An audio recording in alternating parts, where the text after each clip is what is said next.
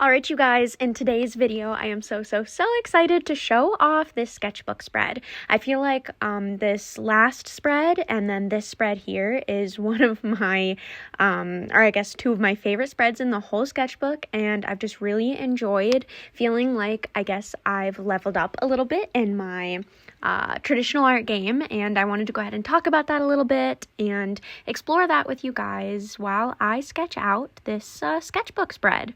Specifically, it's about rams and goats, and I just figured I love to draw like sheepy guys. If you guys have watched me before, you know that, and I wanted to go ahead and try some rams because I know that they're different than sheeps and goats, and I wanted to give it a go.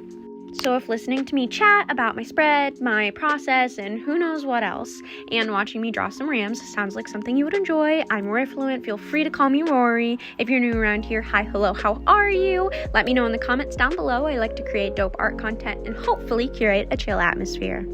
And if you're not new around here, what is up, my guys? Let's get into this video.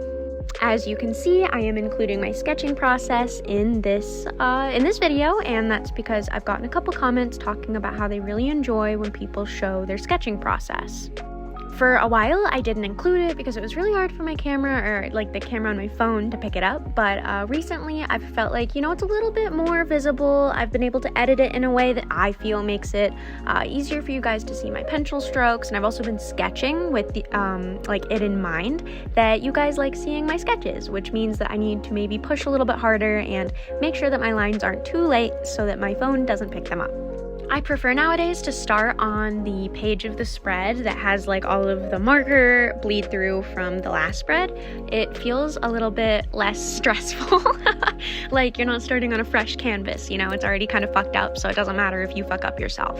And so I was using references from Pinterest, as I always do, and just kind of taking a whole amalgamation of those references and putting them into my sketches, mainly using them for the poses and just the different kinds of like sheepy, well, I guess I'm drawing rams and goats in this, so I was specifically referencing Pinterest just to see the different breeds and kinds of goats and sheep and whatever. I guess not sheep, I keep saying sheep because I love to draw those puffy sheep, but rams and goats, I guess, is what I'm drawing in this spread.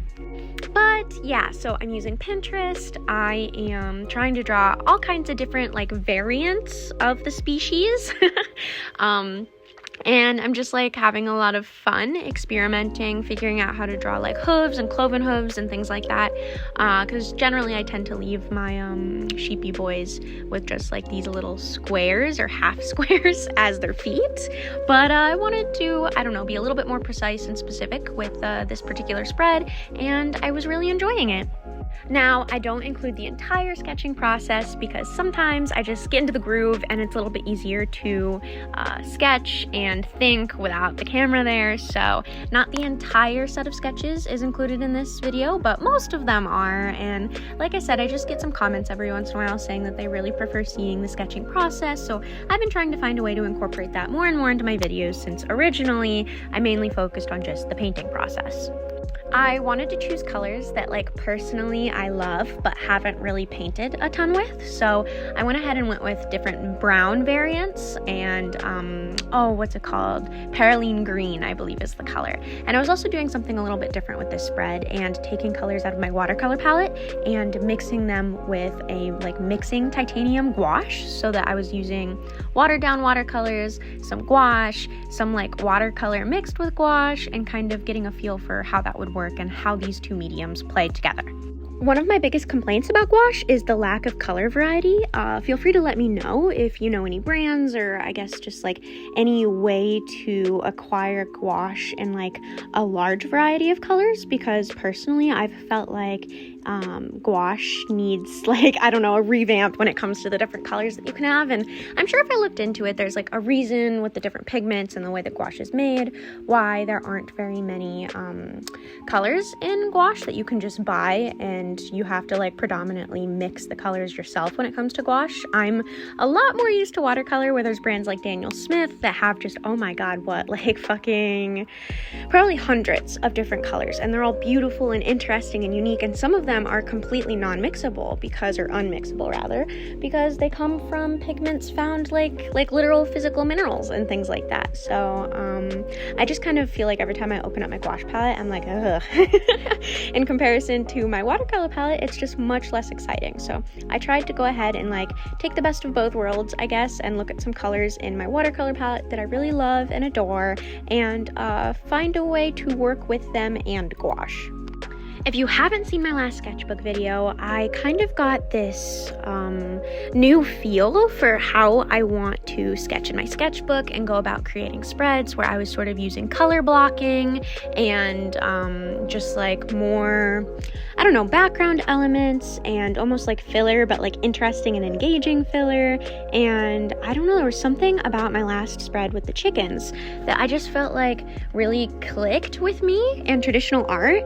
And if you've been watching me for a while, you know I've been struggling with my traditional art for a while, and one of the things I've been doing is alternating. So I've been creating sketchbook spreads one week, and then the next week I post a Procreate video. And I know that some people don't like digital art, and that's fine, but I love it, and I feel like my style kind of thrives in digital art through Procreate.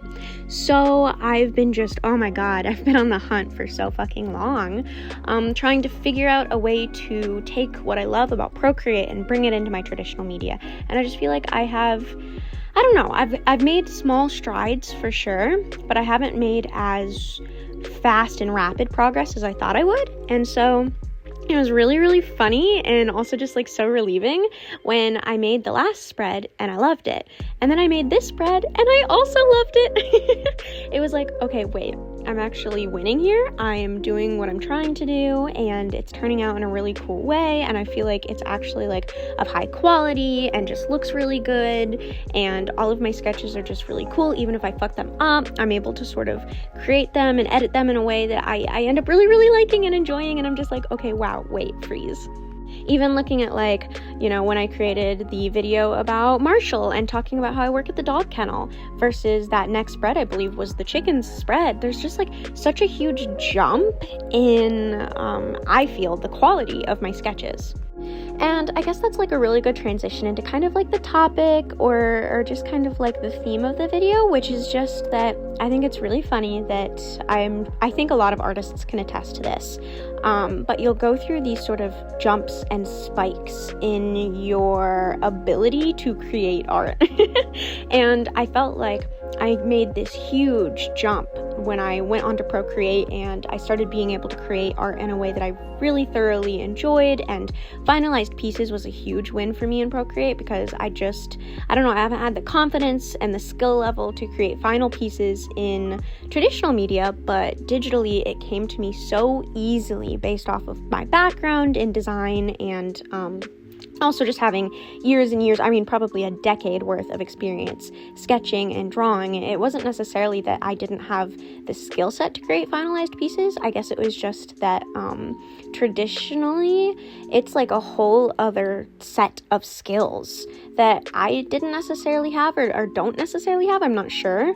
The patience and the ability to understand the different layers that you're creating and how they're going to interact with each other just wasn't something that I guess isn't something that I'm the best at. But when it comes to Procreate, I can experiment and edit those layers and sort of create them and layer them in a way that creates a finalized piece that I'm incredibly proud of. And I can't do that traditionally. And I think that's where I sort of falter. My hope, though, is that as I get better painting digitally, I will increase my, I guess, skill level and ability to create finalized pieces traditionally. That's the word I'm looking for. Oh my god, I'm like speaking too much. But yeah. I also think that I need to work on a little bit of a smaller scale when I'm trying to create finalized traditional pieces. But all of that to say, I have been trying for a long time for honestly about a year now, to get my traditional art to live up to my Procreate digital art. And it was really funny because these last two spreads convinced me that I've finally sort of like leveled up my art game traditionally, and just kind of like out of nowhere, all of this practice focus and effort and time that I have sunk into desperately trying to get my traditional work to be as satisfying to create and to look at as my digital work in Procreate. It's finally there, it's finally happening, and I feel like I can look back at these two spreads and just be like, wow, this is art that I'm really, really proud of. And I guess what makes me laugh is that I look back at the following spreads, or I guess the spreads before I created those two, and I don't know, the jump and spike in my skill level traditionally is just kind of, I don't know, it catches me off guard, I guess, to look at and to see, because I'm like, all of this other stuff looks so bad now. And it's been a really, really long time since I've felt a spike in my traditional skill level.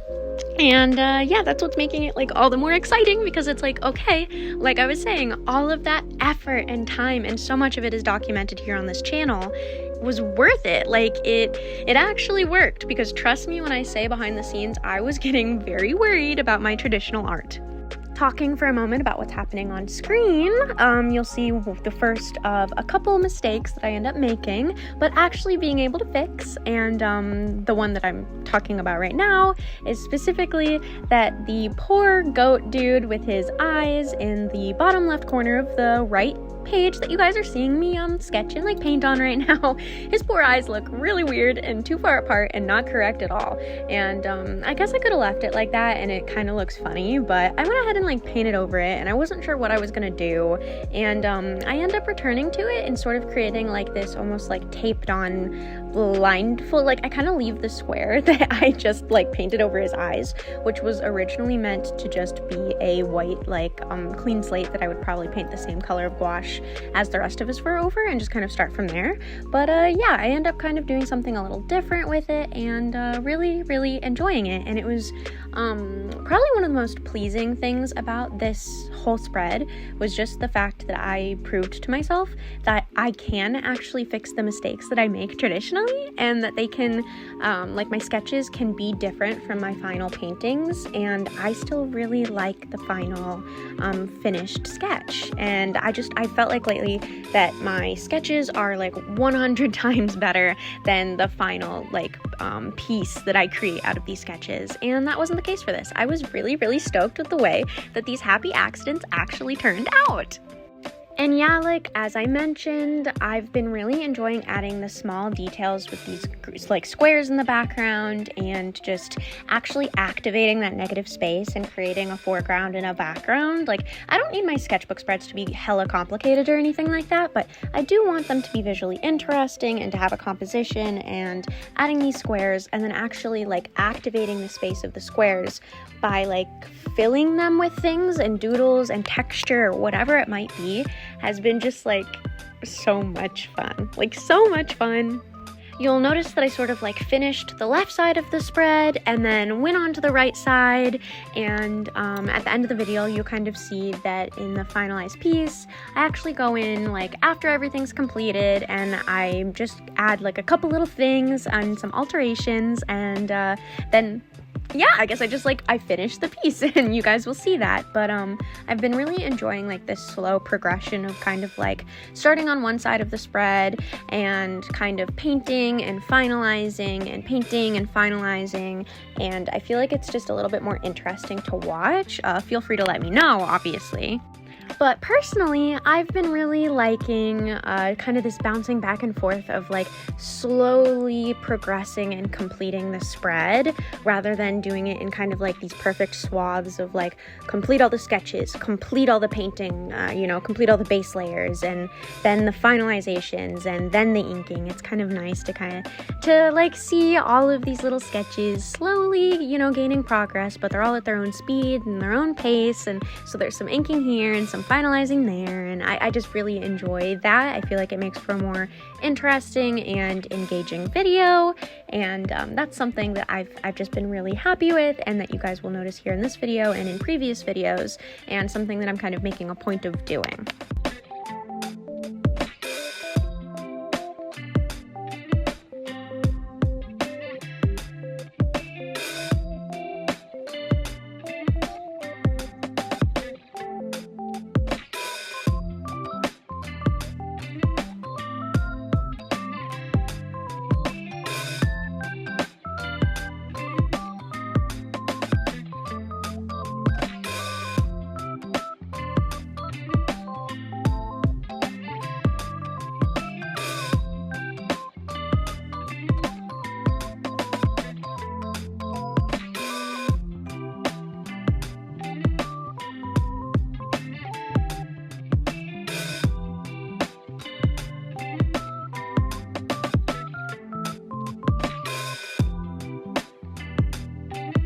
You'll see here the little goat guy, I guess, or whatever, that I am currently painting in the video.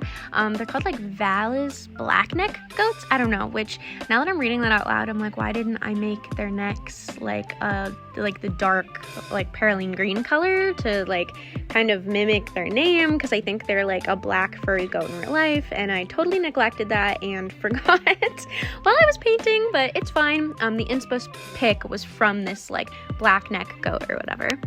They have like these crazy long necks, and I could not get the image of one sort of like detaching its head from its neck because it was stretching out so far out of my head. So that's what you'll see me painting in the right corner of the right page. But in the left corner, this little like orangey blob guy right now, he is the second kind of big mistake or whatever that I end up making in the video, where his like nose, I really wanted it to have some depth and like protrude his like muzzle or whatever, and I just like totally fuck it up. And it's okay though, because kind of a happy accident. I mean, it's less that I feel like it's better off where it is now, and more that I just like actually saved it, which is nice. And you'll notice that it has like 40 layers of paint on it, so it was really relieving when I was able to actually save it. I really don't know what I was thinking with some of these colors, but I know I've talked about it in previous videos. Gouache dries really strange, and I might mix up a color and then it will dry and be a completely different color than what I mixed, or more than that. And normally, actually not even normally, like it's always darker, okay? It's always darker than what you mixed up, but sometimes it shocks me with just how dark it gets. And this is one of those prime examples of the gouache doing weird shit that I didn't understand why it was doing that, and so I just kept putting white over it until the problem went away. And trust me, I know that this particular page of the spread looks a little bit messy, but it comes together in the end and it starts to really like look the way that I wanted it to. I was losing faith. I was starting to feel like, okay, oh no, it's all coming back. I'm, maybe I'm not at the skill set that I thought I was or was hoping that I was, and I kind of started to lose my groove a little bit, and I was like, it's not coming as easy as the chicken spread, and oh no, what the fuck. But nope, in the end, we get there, and I'm not trying to claim that everything is perfect now just because I feel like I've sort of leveled up in my traditional art scale, but I know that I am definitely more satisfied with what I'm creating, and that's really exciting, and I hope that you guys can kind of see a difference in what I'm creating and how I'm creating it. A lot of this last part of the video is me sort of finalizing little pieces of the other rams and goats, and just constantly going back to the one in the bottom left corner and painting it and repainting it, and then putting some marker over it and then repainting that because it didn't look good. And what is this weird ass green color? Why did the perylene green turn like slightly blue? And it I believe is because of the amount of white that I mixed into the perylene green. I don't know. I was really like not having it, and like that bluish green color compared to the green that was on the other side of this spread, it was just like really confusing me because I thought that I was mixing it the same way, but clearly I was not. Which is just another reason why gouache is like really fucking confusing. And of course, in the middle of this page, you can see I drew a couple little mountain goats because once those images started flooding my Pinterest, I couldn't help but add a couple. They're just so weird and sort of fluffy, but not fluffy, and they also kind of look prickly, and they have these really stupid faces, and I just really knew that I had to incorporate a couple of those guys, which is why originally I was going to draw rams, but then Pinterest started shoving goats down my throat, and I was like, okay, I have to draw both. It's fine. I'm not like locked into this specific topic or anything like that, and so yeah, I was just kind of like, okay, we're gonna throw some goats in there because there are way more than I thought there were. And with that, I'm gonna go ahead and let you guys watch me finalize this spread, and we'll come back for the final piece, which you guys will get to see and enjoy.